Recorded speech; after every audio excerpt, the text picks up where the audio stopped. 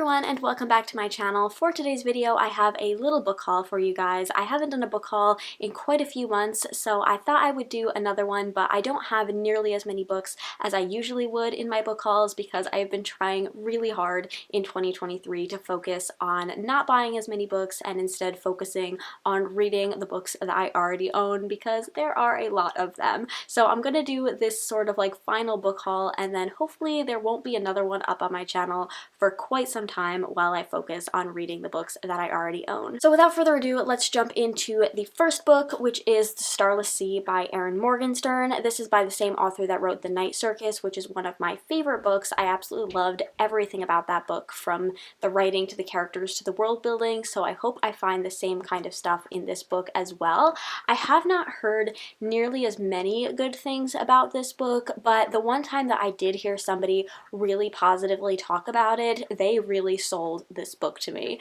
Now, to be completely fair, I don't remember exactly what the plot of this book is, except that I know that it's about books, and a book about books is always going to catch my attention. But I also know that there's just like a ton of literary references in this book. Like, this book is like an homage to books, and so that really sold me on this. So that, on top of the fact that I did really love everything about The Night Circus, makes me feel like this book will also be right up my alley. And I also really love the cover of this as well. Next we have Joyland by Stephen King. I picked this up at a secondhand bookstore that was one of the most beautiful secondhand bookstores I have ever been in. They had so many beautiful like classic edition books, and it was set up like a labyrinth. Like, you would walk in and then there would be several other rooms that you would go into that would lead to other rooms that would lead to other rooms that were just absolutely full of books, and my description is not doing it justice, but it was a beautiful place. So despite the fact that I was on a book buying ban, I thought I want to find at least one book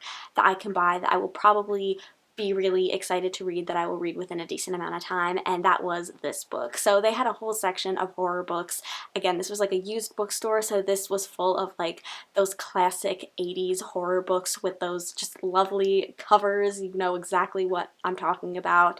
But most of those, as intrigued as I am to purchase them based off of their covers, I know that I probably wouldn't enjoy most of them, whereas this book, which also has a very 80s kind of horror cover, is by Stephen King, and usually I don't go wrong with Stephen King, so I thought that this was the perfect one to pick up. And I don't know much about what this is about, except I think it's about a guy that gets a job at an amusement park, despite the fact that there's a lady on the cover, which would make you assume that the main character is also a woman, but I actually think it follows a man. So yes, very excited to give this a read. For Christmas, my mom got me It Starts With Us by Colleen Hoover. This is the long-awaited sequel of It Ends With Us, which is one of my favorite books of all time and my favorite Colleen Hoover book. So I too was highly anticipating a sequel coming out, and of course I wanted to read it as soon as it released. So I have already read this book. I've already talked about my thoughts on my channel. I really enjoyed it. It is a sequel, so I can't tell you much about it without spoiling it. I think that it's worth picking up, even though I know some people didn't like it. Also for Christmas, my mom got me this collection of H.P. Lovecraft stories. So this is a very big book full of a bunch of his work, and I asked for this specifically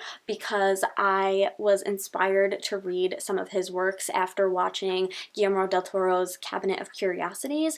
There were two episodes of that show that I particularly really enjoyed, and coincidentally, both of those episodes were based off of H.P. Lovecraft stories. So I thought this is a for sure sign that I should pick up his work because it clearly sounds right up my alley. So I asked for this collection, and this also includes the two stories that the two episodes were based off of, so I'm really excited to give them a read sometime this year. The final three books I have to show you I purchased from the Barnes & Noble 50% off hardcover sale. They usually run that after Christmas, and I know it was kind of a subject of discussion on like Book Talk and stuff like that, that there are never a lot of hardcovers available at some Barnes & Nobles, and I did find that to be the case with mine. So actually two of these books are classics because that seemed to be some of the only hardcover books that they had in stock when I went to the sale. But anyways, that's a subject for another day. The first one that I did pick up though is Galatea or Galatea, I'm not sure exactly how to pronounce it, by Madeline Miller. This is a little short story that she has. This is about a woman who, actually she's a sculptor, and the sculptor that made her come to life, and they had a child together, and then he kind of locks her away in like a hospital, and all she ever sees is him and the nurses, and she wants to try and find their daughter. So that's essentially the premise of a very, very short story, so you'll have to just pick it up yourself to see how the story goes. But I really enjoyed this. Like I said, it was very, very short. I kind of wanted more of it because I do just love Madeline Miller's writing, and I know what she can do with a full-length book, so as much as I enjoyed this, I did kind of want like more of it, if that makes sense. So yes, that was the first book that I picked up from the sale. The second book that I picked up was Dracula. I'm actually so happy that they had this in stock because I had been eyeing this particular edition of Dracula for quite some time. It's originally $40, which I just couldn't bring myself to buy, but I was able to get it for $20 with this sale.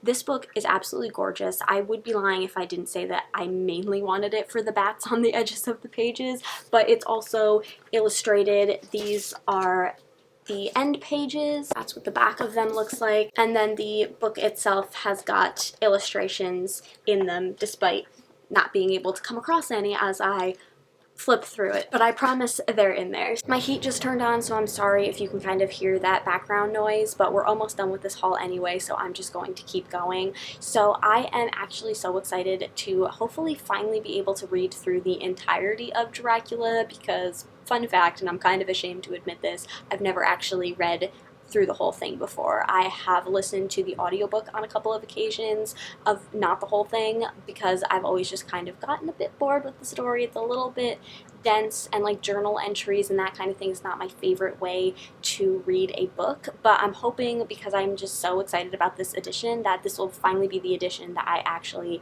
read through the entirety of it. And then the final book of this haul is this beautiful edition of Little Women. So this is the Harper Muse Painted Classics.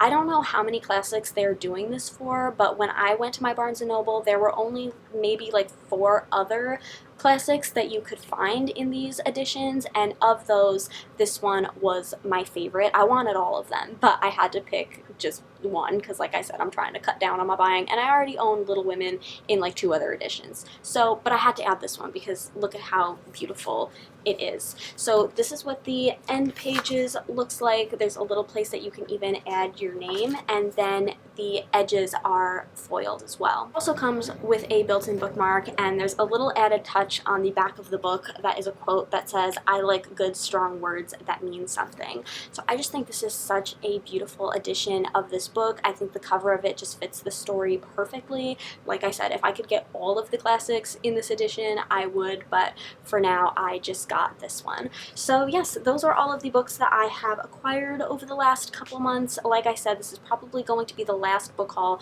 for quite a while because I am determined to read through my read books before I buy any more. As always, thank you guys so much for watching. I hope you guys enjoyed this video. If you did, please give it a thumbs up, subscribe if you haven't already, and I will see you in my next one. Bye!